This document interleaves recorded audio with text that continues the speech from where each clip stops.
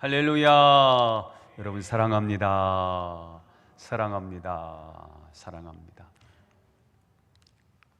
오늘도 질문으로 시작하겠습니다. 여러분, 예수님은 종교 혁명가이실까요? 종교 개혁가이실까요? 뭐가 맞을까요? 혁명가? 혁명과 개혁의 차이가 뭘까요? 혁명은 전에 있었던 것을 다 없애버리고 새롭게 세우면 그건 혁명이고요.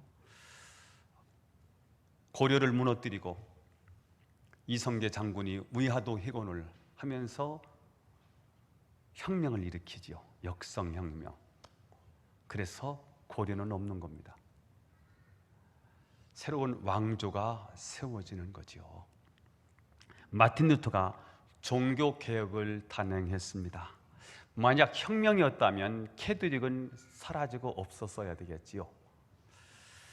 예수님도 구약에서 신화계로의 패러다임을 바꾸셨지만 보완하고 개선하시면서 더 좋은 것을 만드신 것이지 구약을 완전히 폐기 처분한 게 아니라는 사실을 아실 필요가 있습니다. 자, 오늘 이런 시각을 가지고 오늘 두 가지 말씀을 또 나누려고 합니다. 첫 번째입니다. 마태복음을 먼저 읽어보겠습니다. 본문입니다. 시작. 옛사람에게 말한 바 살인하지 말라. 누구든지 살인하면 심판을 받게 되리라 하였다는 것을 너희가 들었으나. 자, 오늘 예수님은 옛사람에게 들었지만, 그리고 22절에 이렇게 되어 있죠. 나는 너에게 이르노니. 옛사람에게 말한 바 살인하지 말라. 누구든지 살인하면 심판을 받게 되리라 하였다는 것을 너희가 들었으나 나는 너희에게 이르노니. 자, 예수님은 옛사람에게 이렇게 들었지만 나는 다시 이렇게 말할 거야 라고 말씀하시는 것입니다. 자, 그렇다면 옛사람에게 말한 모세 율법이 잘못된 것인가? 구약은 열등하고 신약은 우등한 것인가? 이렇게 착각할 수 있습니다. 옛사람에게 말한 바, 옛사람에게 말한 바, 하나님께서 큰 뜻을 가지시고 에레미야, 이사야, 다니엘, 호세아, 미가, 나훔, 하박국,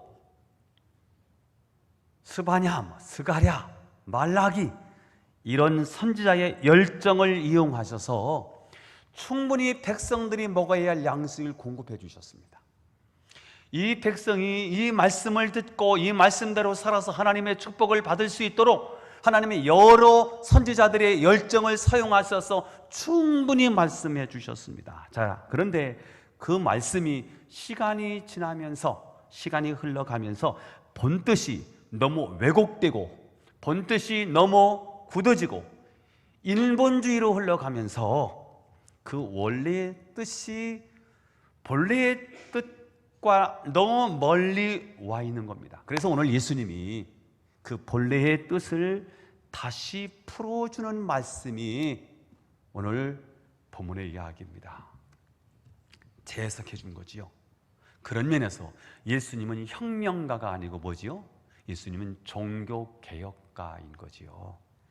자, 그런 의미에서 오늘 예수님이 주신 말씀 가지고 두 가지 이야기를 하려고 해요. 하나입니다. 첫 번째입니다.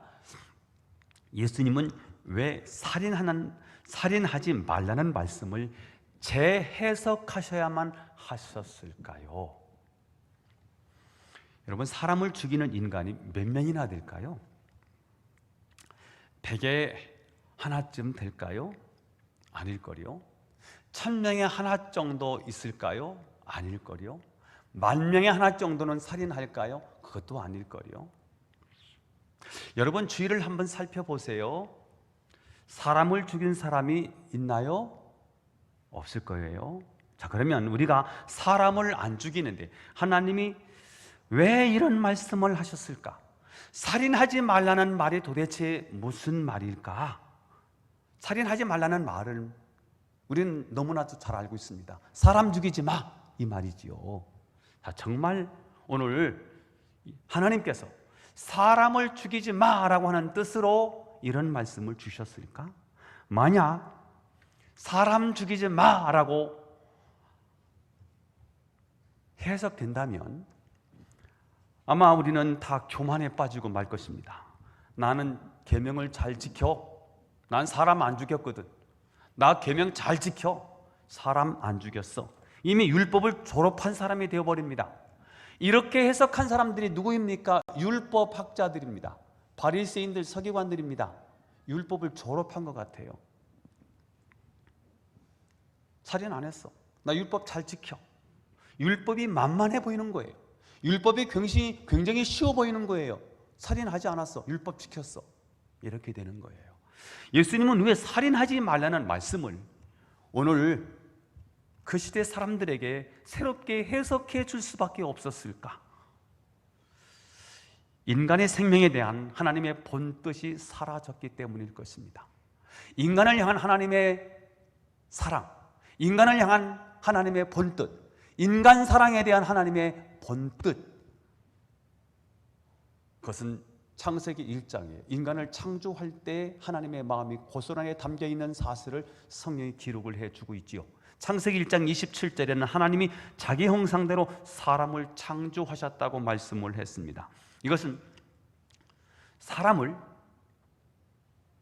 아무렇게나 대하지 말고 하나님처럼 대하라는 거예요.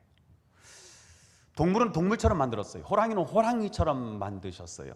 사자는 사자처럼 만들고요. 개는 개처럼 만드셨어요. 나비는 나비처럼 만들고요. 곤충은 곤충처럼 만들었어요. 그러나 사람만 누구의 모습으로 만드셨습니까? 사람만 하나님의 형상대로 만들었어요.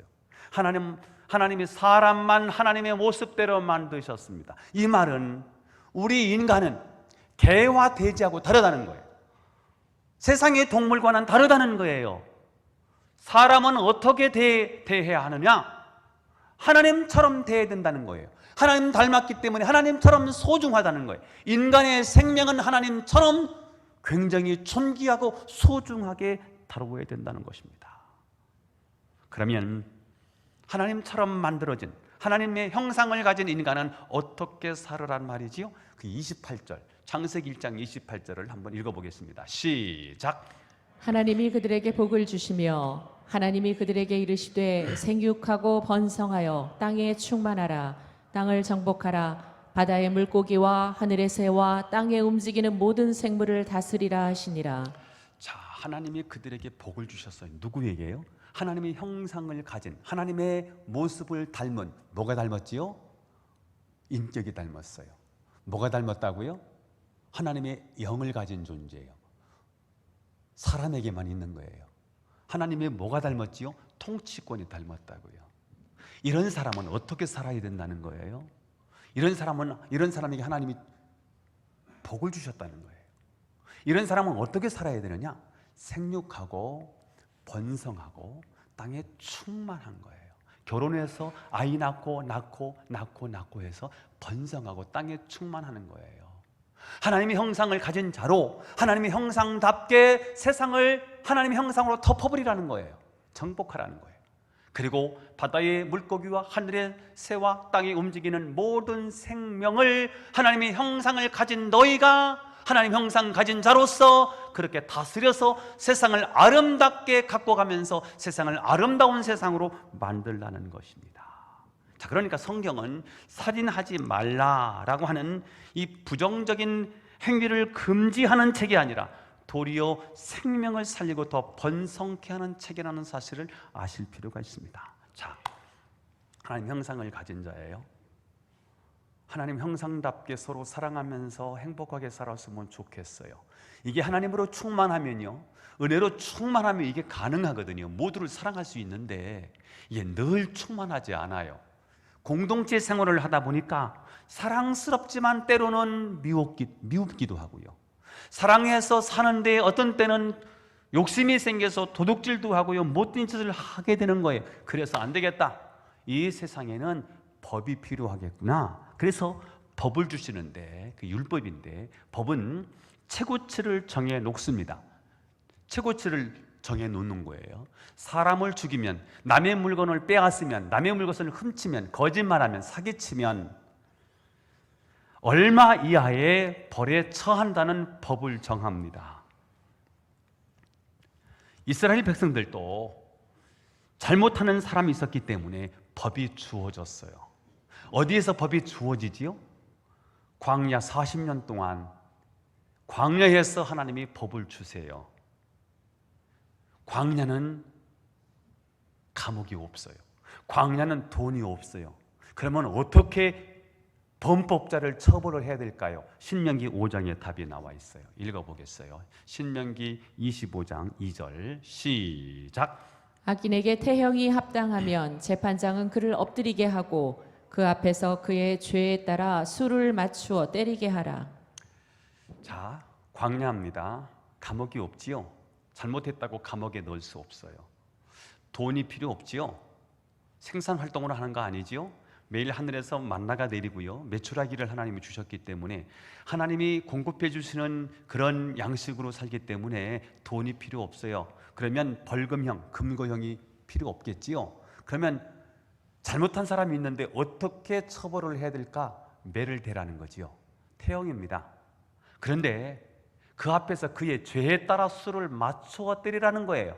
죄가 많으면 많이 때리고 죄가 적으면 적게 때리라는 거예요. 그러면 몇 대까지 때려야 될까? 3절이 나옵니다. 3절 시작. 40까지는 때리려니와 그것을 넘기지는 못할지니 만일 그것을 넘겨 매를 지나치게 때리면 내가 내 형제를 경히 여기는 것이 될까 하노라. 자, 죄의 최고치를 몇 대까지 때릴 수 있어요? 40대입니다. 그런데 여러분 40대를 다 못 때려요. 20대만 맞아도 거의 죽어요. 그런데 최고치를 정해 놓았습니다. 40을 정해 놓았어요. 40을 넘으면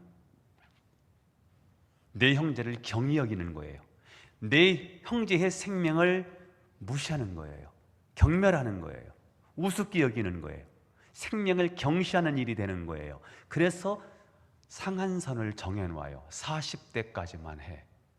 그런데 20대만 때려도 죽는데 왜 40이라는 숫자를 적어 놨을까? 이 40이라는 숫자가 유대인에게, 이스라엘 백성들에게 굉장히 중요해요. 40 하면 40년 광야 생활도 있고요. 40이라면 금식 기도가 있지요. 모세의 금식 기도가 있고요. 40이라는 숫자는 굉장히 중요하지요. 40이라는 숫자가 우리에게 보여주는 상징적인 의미가 뭐가 있습니까? 고난이지요. 역경이지요. 연단이지요. 이런 의미에서 40대라는 말은 40대를 다치라는 말이 아니라 개선의 의미를 가지고 개선할 수 있도록 기회를 줘라. 성숙할 수 있는 기회를 주라고 하는 뜻입니다. 한마디로 말하면 하나님은 인간을 보호하기 위해서 이 법을 주신 거예요. 이 하나님 나라 공동체를 바르게 세우기 위해서 최한선의 선을 그어놓는 거예요. 그게 법인 거예요. 법은 인간을 보호하고 생명을 지키기 위해서 하나님이 주신 거예요. 살인하지 말라는 말은 사랑하며 살라는 거예요. 인간은 굉장히 중요하다는 거예요. 그것을 알려주는 하나의 큰 울타리라고 보시면 될 거예요. 자, 그런데 사람들은 이 법을 어떻게 사용했을까? 고린도후서 11장으로 넘어가 보겠습니다. 고린도후서 11장 23절 24절 시작. 그들이 그리스도의 일꾼이냐 정신없는 말을 하거니와 나는 더욱 그러하도다. 내가 수고를 넘치도록 하고 옥에 갇히기도 더 많이 하고 매도 수없이 맞고 여러 번 죽을 뻔하였으니 유대인에게 40에서 하나 감한 매를 5번 맞았으며. 자, 오늘 사도 바울이 고린도 교회 두 번째 쓴 편지 가운데 자기를 변명하는 이야기예요. 오해가 많았기 때문이겠지요. 자, 여기서 중요한 이야기는 40절인데요. 유대인들에게 몇 대 40의 하나를 감한 매를 5번 맞았대요. 여기 40의 하나를 감한다는 게 뭐예요? 39대를 맞았다는 말인데 39대를 때리는 이유가 뭐예요? 잘못해서 실수해서 41대를 때리면 율법을 어기기 때문에 40까지 안 가고 39에서 멈춰요. 율법주의에 묶여 있는 거지요. 자, 그러면 왜 39대를 때릴까요? 죽으라고 때리는 거예요. 자, 그러면 39대를 때렸는데 안 죽었습니다. 그럼 어떻게 해야 됩니까? 이것은 하나님의 뜻입니다. 이 사람은 무죄입니다. 맞은 것으로 끝납니다. 그 당시 지금도 유대인들이 가지고 있는 성경 외에 그들의 전통을 지키는 경전이 하나 있는데 이게 미시나입니다. 미시나에는 이런 경우에는 죄가 없는 거다, 무죄다, 풀어줘라 이렇게 되어 있습니다. 자, 그런데 바울은 몇 번 맞았습니까? 39대를 40에 하나를 감한 배를 5번 맞았습니다. 39대를 때려서 안 죽었으면 풀어줘야 되지 않습니까? 무죄다, 하나님의 뜻이 있구나, 이렇게 끝내야 되는 일인데 그것을 5번을 맞습니다.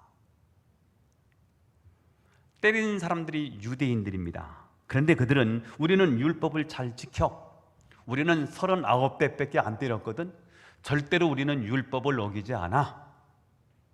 자, 하나님은 서로 존중하고 서로 사랑하라는 마음으로 살인하지 말라는 말씀을 주셨는데, 사람들은 내가 죽을 때까지 때리고 안 죽으면 또 때릴 거야 라고 하면서 악에 복받쳐서 사람들을 때리고 사람들을 대합니다. 그러면서 나는 사람을 안 죽였으니까 괜찮아, 사람을 죽일 때까지 괴롭히지만 죽이지만 않으면 죄가 없다고 생각하는 것입니다.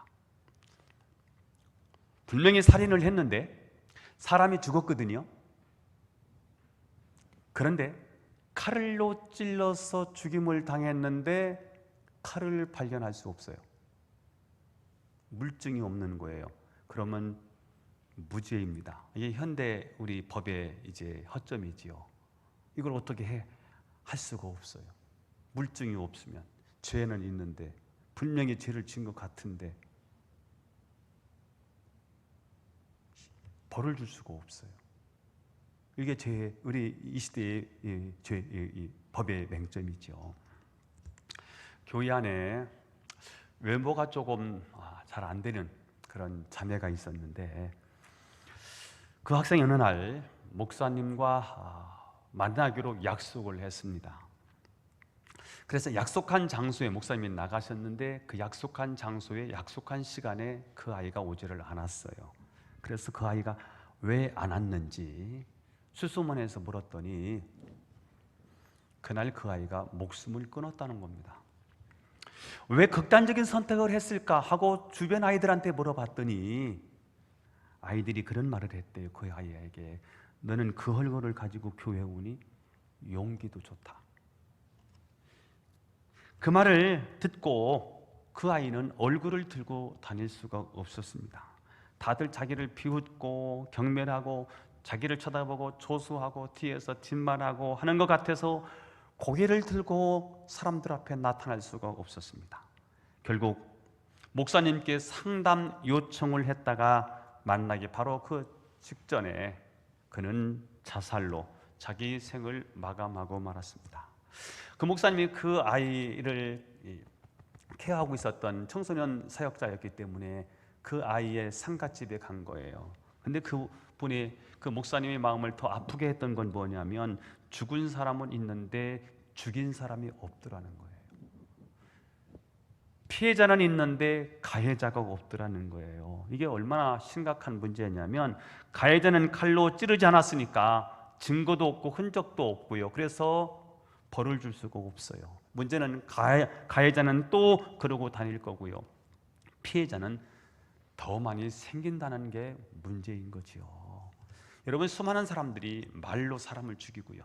수많은 사람들이 요즘은 핸드폰으로 댓글로 사람들을 죽입니다. 얼마나 많은 사람들이 괴롭힘을 당하면서 차라리 이럴 거면 죽자라고 생각하는 사람이 얼마나 많은지 몰라요. 괴롭힘을 당하는데 한 번 괴롭힘 당하고 두 번 괴롭힘 당하고 계속해서 괴롭힘을 당하면 어떻게 되지요?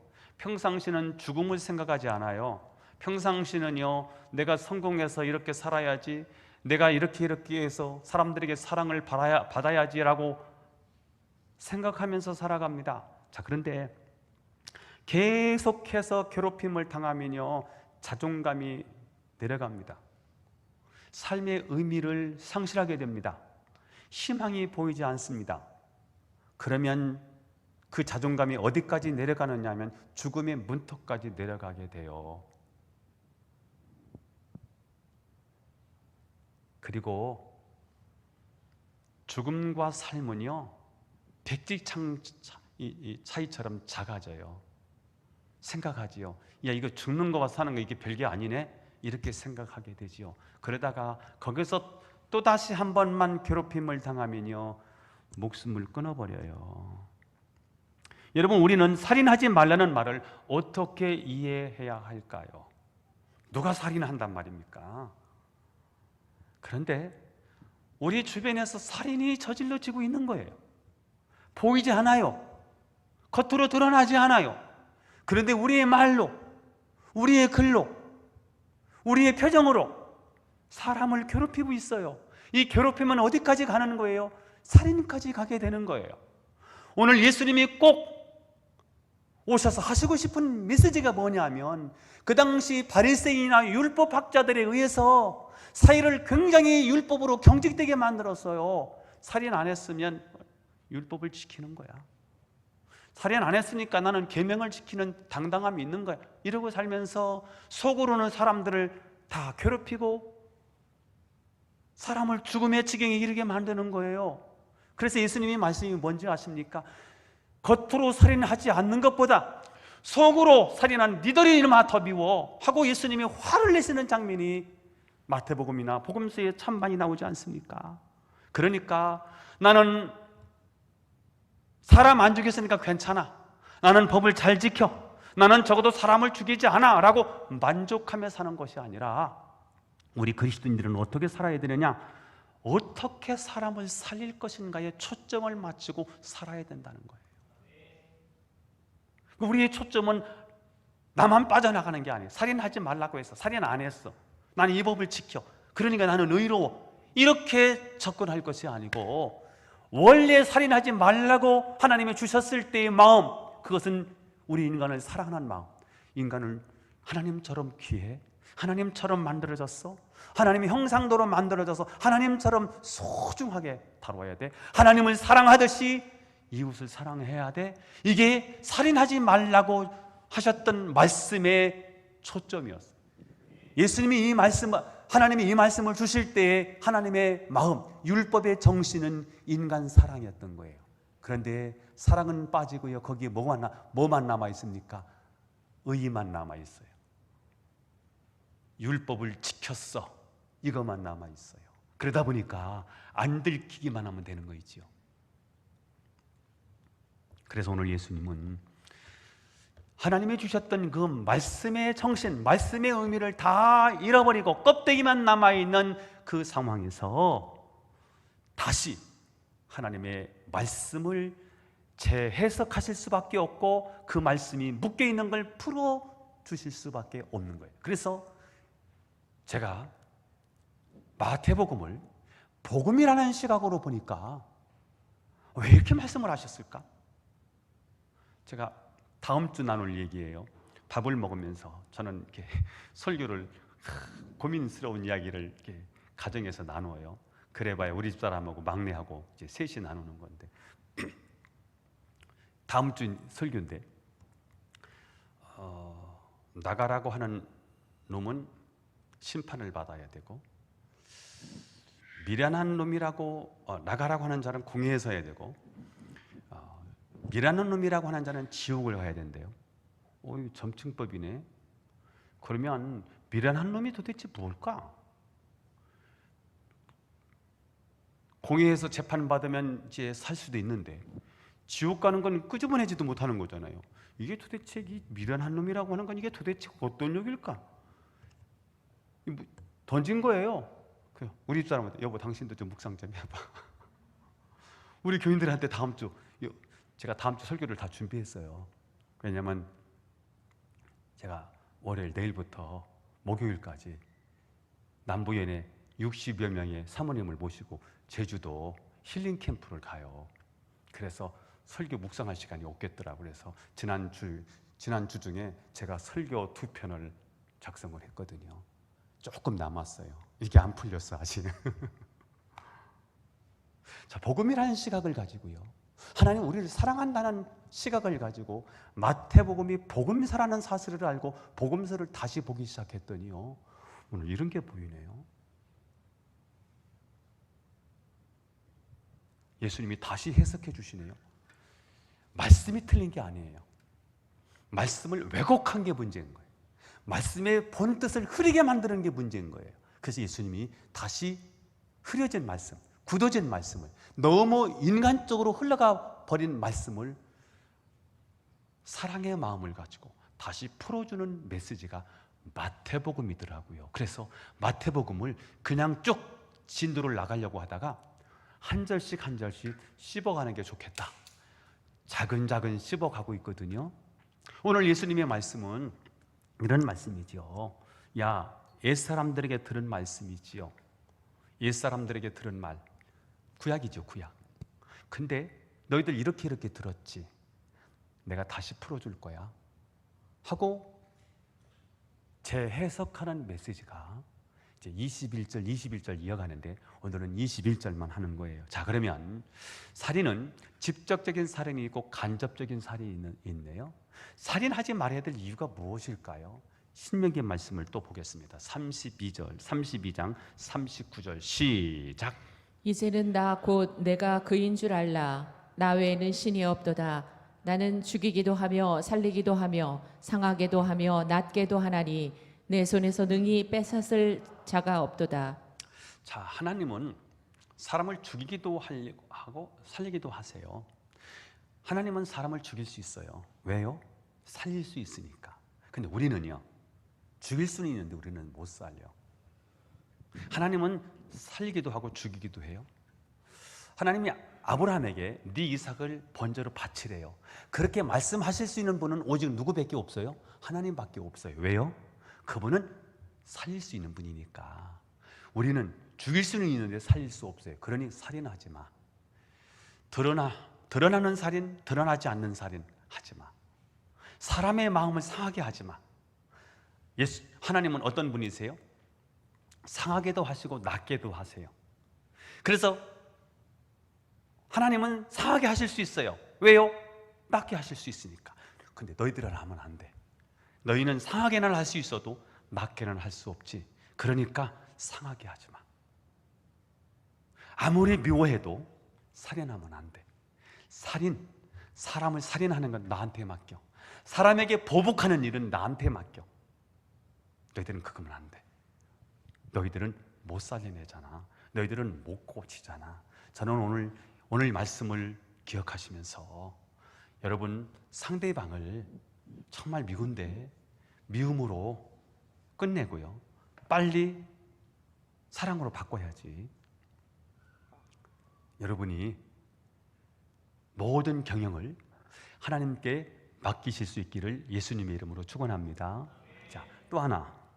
참, 예수님은 누구든지 살인하면 심판을 받게 되리라는 말씀을 어떻게 해석하셨습니까? 누구든지, 그 다음 절이죠. 그 다음 장면이죠. 누구든지 21절 하반절입니다. 시작. 누구든지 살인하면 심판을 받게 되리라 하였다는 것을 너희가 들었으나. 자, 원래 살인하지 말라는 말씀의 의미는 생명을 소중히 여기라는 의미로 주셨는데 이것을 바리새인들이 서기관들이 율법학자들이 이 말씀을 어떻게 바꿔버렸느냐? 살인하면 심판받아 살인하지 마 이렇게 바꿔놨다는 거예요.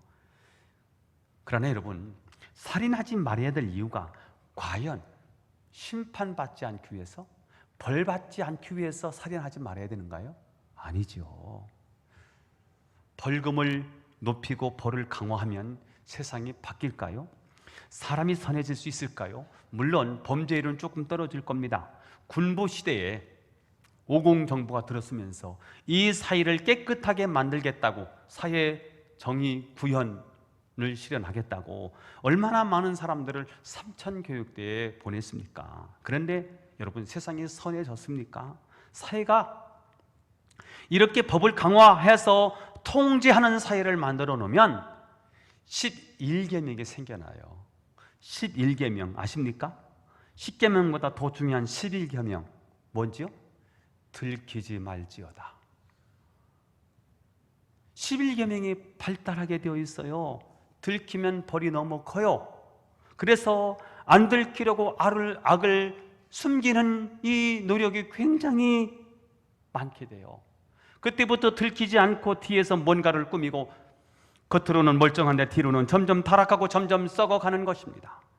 그게 통제된 사회가 가져오는 부작용이지요. 여러분, 북한이 그런 거예요. 북한 사람이 탈북해서 한국에 와서 사는데 거짓말을 밥 먹듯이 해요. 거짓말이 이들은요 습관이 됐어요. 통제된 사회에서 살다 보니까요 거의 자유가 없고요 거기에서 살아야 돼요. 자아 비판을 해야 돼요. 생활 총알을 해야 되는 거예요. 그러니까 어떻게 멋있게 거짓말을 만들어서 속일까? 이게 습관이 되어버렸어요. 통제된 사회일수록 11계명이 발달해요. 여러분, 11계명이 발달하면 10계명이 무색해져요. 5계명, 부모를 공경하라. 흉내 내겠지요. 6계명, 살인. 똑같은 얘기지요. 보이지 않는 살인 많이 하겠지요.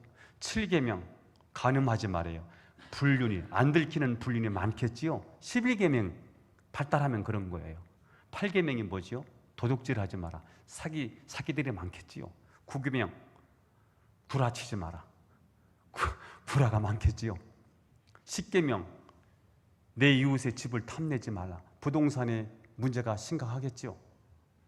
안 들키면 되니까 속으로 뒤에서 들키지 않게 별짓을 다 할 거 아닙니까? 남의 아내를 탐내지 말라. 남의 아내를 탐낼 거려? 다 무너지는 거예요. 이 경직된 사회가, 통제된 사회가 결국은 10계명을 무력화시켜버리고 말더라고요. 만약 우리가 벌받기 싫어서, 심판받기 싫어서 불이익이 올까봐 말씀을 지킨다면 결국 인생은 다 망가지고 마는 것입니다. 다른 곳이 지옥이 아니라 바로 그곳이 지옥이 되는 거지요. 그래서 예수님은 우리에게 새로운 말씀을 주시는 거예요. 너희가 이렇게 들어왔지만 나는 이렇게 말한다 라고 말씀을 하시는 거예요. 너희들이 알고 있는 지식이 전부가 아니라는 거예요.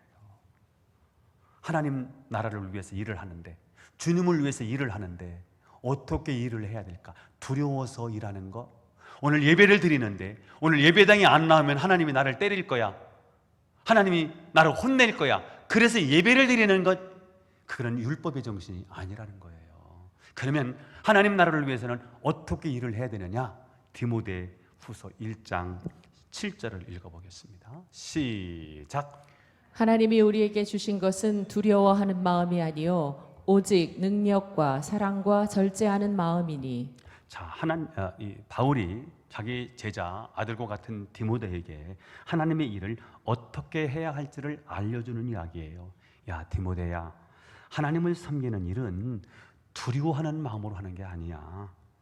벌 받을까 봐 두려워서 하는 게 아니야. 알려준 거예요. 하나님 우리에게 주신 것은 두려워하는 마음이 아니라는 거예요. 하나님이 우리에게 주시는 마음, 두려워하는 마음이 아니래요. 두려운 마음으로 하는 게 아니래요. 이 마음이라는 단어를 영이라는 단어로 바꾸면 더 좋을 것 같아요. 어떻게 해야 되느냐? 오직 능력, 오직 사랑, 오직 절제하는 마음으로 하는 거라는 거예요. 우리가 하나님의 일을 왜 하느냐? 첫째는 복음의 능력 때문에 하는 것이고요. 두 번째는 사랑이 넘쳐서 하는 것이고요. 어떻게 해야 될 거냐? 절제하는 마음으로 하는 거라는 거예요. 답을 주셨어요. 8절도 이어가봐요. 8절 시작. 그러므로 너는 내가 우리 주를 증언함과 또는 주를 위하여 갇힌 자 된 나를 부끄러워하지 말고 오직 하나님의 능력을 따라 복음과 함께 고난을 받으라. 사도 바울이 교인들로부터 많은 오해를 받고요. 교인들이 사도 바울을 죄인으로 몰아갔어요. 사도 바울이 감옥에 갇혔거든요. 사도 바울이 감옥에 갇힌 것은 죄 때문에 갇힌 거다. 죄가 없었으면 풀려났을 것이다. 봐라, 감옥에 갇혀 있지 않느냐. 사도 바울이 제 3차 감옥에 투옥되었을 때 마지막 편지가 디모데후서거든요. 사도 바울에 대한 교인들의 오해가 많았어요. 사도 바울이 감옥에 갇혀 있는 것을 굉장히 부끄럽게 생각을 했고요. 사도 바울이 감옥에 갇혔어. 죄가 있으니까 감옥에 갇혔겠지. 죄가 없으면 풀려났겠지. 죄가 있는 거 보니까 죄인이야. 그러니까 사도 바울의 말은 다 거짓말이야. 이렇게 된 거예요. 그때 사도 바울이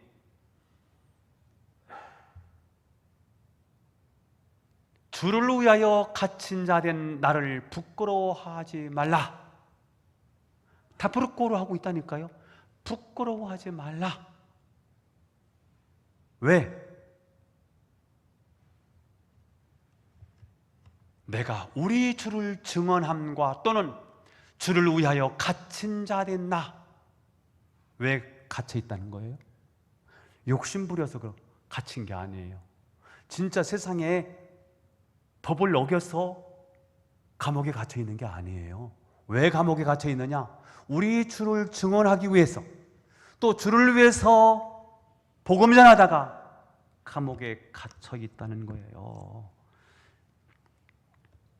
무슨 불이익을 당해서 내가 갇혀 있는 게 아니라 내가 주를 위해서 일을 하다가 감옥에 갇혀 있다는 거예요. 자, 그러니까 과연 내가 주를 증언했고 주를 위해서 살다가 불이익을 당했느냐, 아니면 내 마음대로 살고 내 욕심을 챙기다가 불이익을 당했느냐, 이것이 중요하다는 거지요. 그러면서 오직 하나님의 능력을 따라, 오직 하나님의 능력을 따라 복음과 함께 고난을 받아라. 자, 여기서 하나님의 능력을 따라가려면 어떻게 해야 될 것 같습니까? 감옥에서 나와야 될 것 같지 않습니까? 그런데 뭐라고 말씀하고 있습니까? 복음과 함께 고난을 받으라. 대단한 역설이지요. 우리 같으면 감옥에 나와야 될 것 같은데 성경은 뭐라고 말합니까? 아니, 신앙이 깊어지면 어떻게 하지요? 하나님의 능력을 따라 복음과 함께 고난을 받는다는 거예요. 이게 진짜 신앙이라는 거지요. 복음 때문에 고난을 받는 것이라면 그것은 당연히 하나님의 뜻이겠지요. 그래서 우리가 불이익을 피하지 말고 때로는 고난을 받아야 될 이유가 바로 여기에 있는 거지요. 자, 우리는 벌을 받지 않기 위해서 주의를 하는 게 아니라는 거죠. 그러면 왜 주님을 따라야 되느냐? 9절에 나와 있어요. 읽어봐요. 시작. 하나님이 우리를 구원하사 거룩하신 소명으로 부르심은 우리의 행위대로 하심이 아니요 오직 자기의 뜻과 영원 전부터 그리스도 예수 안에서 우리에게 주신 은혜대로 하심이라. 자, 우리가 하나님을 따르는 첫 번째 이유는 뭐예요? 하나님이 우리를 구원하셨기 때문이에요. 두 번째 이유는 무엇입니까? 거룩하신 소명으로 우리를 부르셨기 때문이에요. 자, 그런데 이 첫 번째와 두 번째, 우리를 구원하셨고 우리를 부르셨는데 이것은 우리의 행위대로 하심이 아니라는 거예요. 우리의 행위대로 했으면 벌써 우리는 벌을 받았을 거예요. 그런데 오직 자기의 뜻, 하나님의 뜻으로 우리를 구원하셨고 하나님의 뜻으로 우리를 불러주셨다는 거예요. 자, 그런데 이것은 우리의 행위가 아니라 하나님의 은혜대로 하심이라. 그런데 이 은혜는 어떤 은혜지요? 영원 전부터 그리스도 안에서 우리에게 주신 은혜다. 아멘. 자, 그러니까 이것은 영원 전부터 하나님의 변함없는 선택이셨고 변함없는 예정이셨고 변함없는 결정이셨습니다. 그래서 우리는 하나님을 감사함으로 섬기고 따르는 것이라는 거예요. 자, 정리합니다. 정리하고 넘어가겠습니다. 정리하고 마치겠습니다.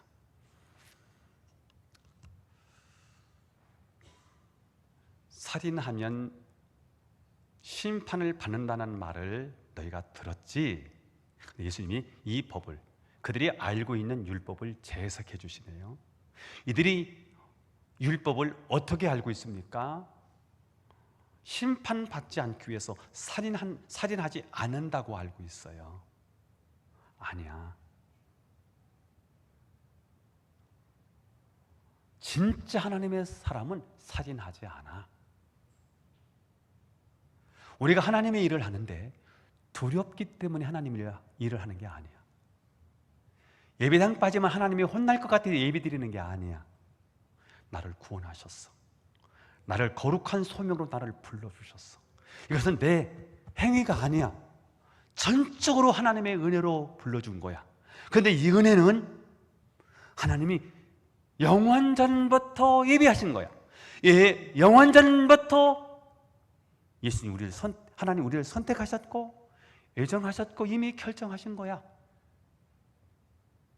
이렇게 알려주고 나니까요.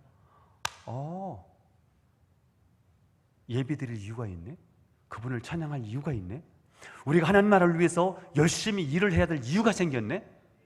감사해서요, 감격해서요, 그렇게 일을 하는 거야, 그렇게 예배를 드리는 거야 라고 말씀을 해주셨습니다. 저는 오늘 이 말씀을 통해서 여러분들이 굳어져 있는 신앙이 새롭게 회복되기를 예수님의 이름으로 축원합니다. 기도하겠습니다. 하나님 아버지, 감사합니다. 오늘 말씀을 주셔서 감사하고 깨닫게 해주셔서 감사해요. 이 말씀 붙잡고 서로 사랑하고 용서하고 이해하고 덮어주고, 주님이 우리를 사랑하신 것처럼 내 이웃을, 형제를 사랑하며 하나님 나라를 이 땅에 세우는 거룩한 종들이 되게 하옵소서. 예수님의 이름으로 기도하옵나이다. 아멘.